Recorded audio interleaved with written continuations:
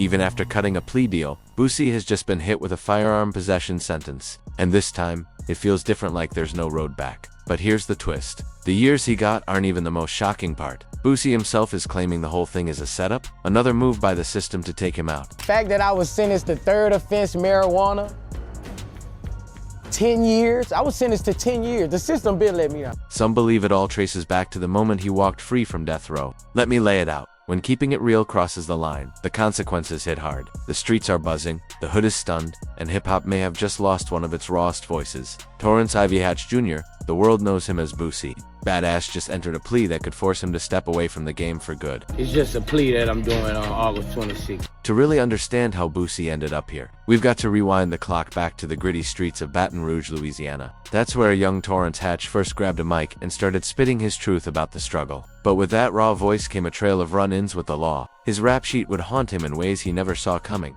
The foundation for all this drama was laid in 2008, when what should have been just another day in the hood turned into the start of a nightmare that's still playing out. On October 22, 2008, Boosie was picked up by East Baton Rouge deputies after cops found weed and a Glock in his car. Now, anyone from the streets knows that's nothing new. But this wasn't just a regular bust. It was his third strike on weed, and that made all the difference. From that moment on, the system had him in their sights. Yeah. Now, how long have you been fighting this thing from the very, very beginning?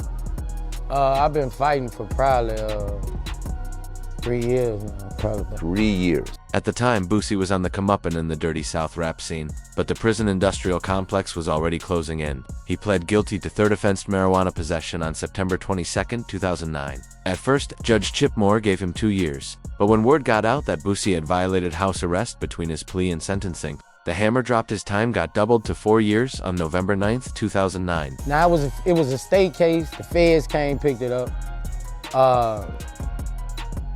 They had a ruling in the Supreme Court that went in my favor, and the case got dropped by the judge. The case got dropped.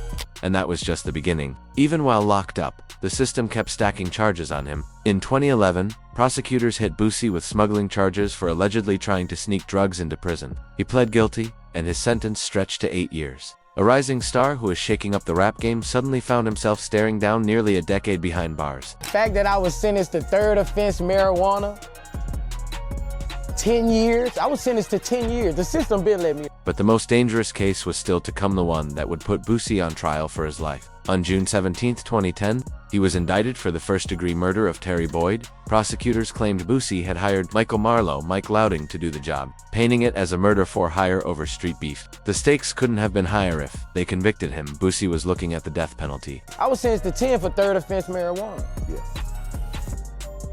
How you know if I'm drug addict if you never send me to rehab? I was sent straight to the pen.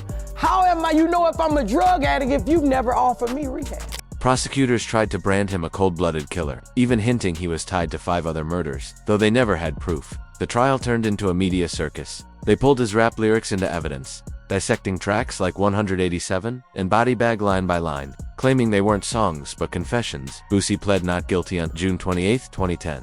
His defense team pushed back hard, calling the case flimsy and built on the shaky testimony of Marlo Mike. They were so confident, they didn't even put witnesses on the stand. They simply rested, betting the jury would see the holes. The tension in that courtroom was thick. Everybody knew this wasn't just about Boosie's career, it was about his life. On May 11, 2012, the jury came back in less than 10 minutes with a verdict, not guilty. Just like that, the murder case crumbled. It was a huge W for Boosie, but years of his prime had already been stolen. Even after beating death row, he still had those drug charges holding him down. He finally walked out on March 5, 2014, after serving about 5 years of his 8-year stretch. Early release likely came from good behavior and smart legal moves by his attorneys, but the man who stepped out wasn't the same. The wild young rapper had been replaced by a hardened veteran who knew exactly how the system worked. Boosie stayed on parole until 2018, under constant restrictions and surveillance. But instead of folding, he came back swinging. He flooded the streets with music, rebuilding his fan base and turning his comeback into part of his legend. Still, those old convictions were chains he couldn't break. Federal law kept him from ever legally touching a gun, and that rule would keep circling back. In 2019, it happened again. During a traffic stop in Noonan, Georgia, deputies pulled over a Dodge Charger and found weed plus a loaded gun. Same script, different city. But the real storm hit on May 6, 2023, in San Diego, California. Boosie had flown out west for business, shooting a video and performing at the Phantom Lounge in the Gaslamp Quarter. What should have been a routine grind turned into the biggest legal nightmare since that murder case a decade earlier. The crazy part, social media helped bring him down. According to court docs, San Diego police were watching an Instagram live from a known gang member when they spotted Boosie in the background with a black handgun tucked in his waistband. In the digital era, where rappers show everything online, that one moment gave the feds all the ammo they needed. From there, it escalated fast. A police chopper tracked his SUV, multiple units moved in, and the bust was on. Inside the car, they found 2 loaded handguns, a Glock, and a Hellcat, along with Boosie and another man, Billy Johnson. At first it looked manageable. State charges, his lawyer Megan Blanco ready to negotiate probation, but Boosie had no idea the feds were about to step in, and that's when the game changed. At first it was a state case. Your lawyers came in, the state case was dropped. From a street perspective, Boosie's play made sense. After years of fighting the system, he knew sometimes the smartest move is to take responsibility, keep it low, and keep pushing forward. His fans respected that, believing this legal hiccup would be handled quick and quiet. But then came the twist nobody expected. On June 14, 2023, during a hearing in San Diego County Superior Court, the state dropped the charges. For a moment, it looked like Boosie had dodged another bullet. The relief must have hit hard, another close call, he'd somehow survived. That relief, though, vanished almost instantly. Moments after the dismissal, federal agents grabbed him outside the courthouse. The ATF hit him with a federal indictment for being a felon in possession of a firearm off the same May 6th incident. They weren't letting him walk. Boosie's lawyers, Megan Blanco and Damon L. Mori, called the arrest highly unusual, saying it violated Justice Department policy about double prosecution. They even hinted that Boosie's outspokenness on social media and in his music about the justice system had made him a target. They went appeal the Supreme Court ruling, and they won on the Supreme Court ruling. Now it was back again. The pressure showed. Boosie vented publicly, saying this felt like straight-up harassment. On social media, he even apologized to his kids, writing, "I want to take this time to apologize to my kids. I am sorry, and I love you all forever."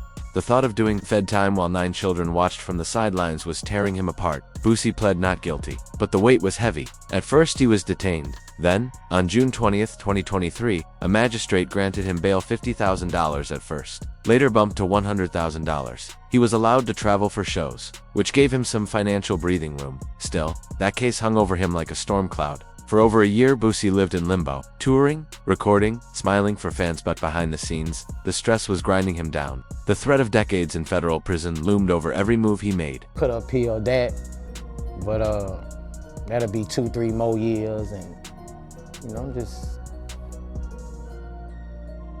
wasn't gonna go to trial with it, Then came what felt like divine intervention. On July 12, 2024, U.S. District Judge Kathy Ann Benchavengo dismissed the federal charge, citing a Ninth Circuit Court ruling U.S. v. Duarte that declared banning nonviolent felons from gun ownership unconstitutional. Since Boosie's priors were nonviolent drug cases, his team argued the law didn't apply. When the judge ruled in his favor, the reaction was pure emotion. Outside the courtroom, Boosie cried tears of joy, saying, "This situation made me see who was down with me and who wasn't. God had a different plan." Hours later, he was posting celebration videos from the lazy river at Sickoin Casino Resort, looking like the nightmare was finally behind him. For fans, this felt like the perfect redemption arc. The man who had survived the streets, beaten a murder case, served hard time, was now vindicated in federal court. The victory felt final, like Boosie had finally won. But prosecutors weren't done. Less than 2 weeks later, on July 19, 2024, U.S. Attorney Tara McGrath's office came back swinging. They re-indicted him, this time with 2 charges: possession of a firearm by a felon in interstate commerce, and knowingly possessing a firearm while using or addicted to a controlled substance. They even sought forfeiture of all guns and ammo involved. If convicted, Boosie was now staring down 25 years in federal prison. I was celebrating, man. And we were celebrating too early. I was celebrating. The emotional whiplash was brutal. 1 minute celebrating freedom, the next facing charges even heavier than before. His anger spilled onto social media, raw, unfiltered, and furious at a system that seemed determined to bury him. I got a call on the beach 3 weeks later with my family. Say they just indicted you again. They added a charge, say I was a drug addict.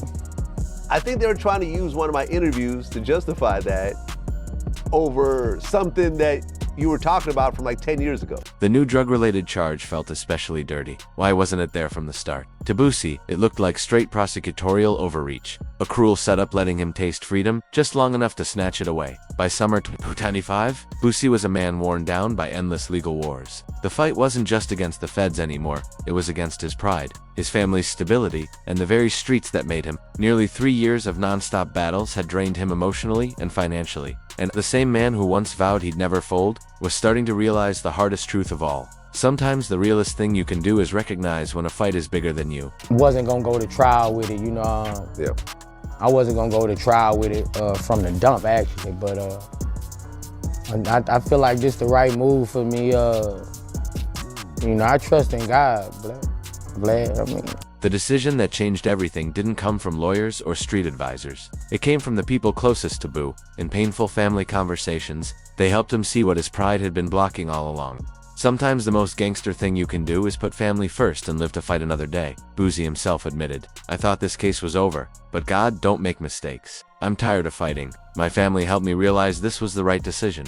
On August 4, 2025, Boosie announced on X that he had accepted a federal plea deal. The news hit hip-hop like an earthquake. This was the same man who had beaten a murder case, gone to war with the system for decades, and fought for his right to bear arms. And now he was laying down his sword. But for those who truly knew him, this wasn't surrender. It was survival. His mother's words echoed, "Stop asking for a man to save you. Put your faith in God." On August 26th, Boosie stood before a federal judge in San Diego and pled guilty to 1 count of felon in possession of a firearm. The courtroom was heavy, his fiancée and 9 children behind him, watching one of the hardest moments of his life unfold. Outside, Boosie's words were raw. "I just want to get it over with. I pled guilty. Now, I'm ready to move forward. To my fans, just pray for me. That's all I need." The plea carries up to 15 years in prison, though prosecutors dropped the second gun charge and recommended just 2 years, along with supervised release. Still, the final decision lies with the judge. Federal prosecutors revealed Boosie had bought the Glock and Hellcat handguns in Georgia, then flown them to San Diego enough to trigger federal jurisdiction. But while the technicalities played out in court,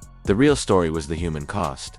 Attorney Megan Blanco told reporters, "Boosie has taken responsibility. Now it's our job to show the court the full picture of who he is, the good he's done, and the good he can still do." The sentencing is set for November 21, 2025, just days after Boosie's birthday. Instead of celebrating 43 years of life, he could be facing years in a federal cell. Even so, Boosie hasn't slowed down. He's still performing, still dropping music. His album Words of a Real One released just before his guilty plea, a reminder of his resilience. Not everyone showed love though. Charleston White, a known provocateur, mocked Boosie's downfall, even hoping he'd die in prison. But the hate has been drowned out by voices across hip-hop praising Boosie's choice as a smart, mature move that puts family over ego. When asked about the judge, Boosie sounded more hopeful than ever. "This is the first time I've had a judge who feels fair. Maybe this time, I'll get the break I never got back home."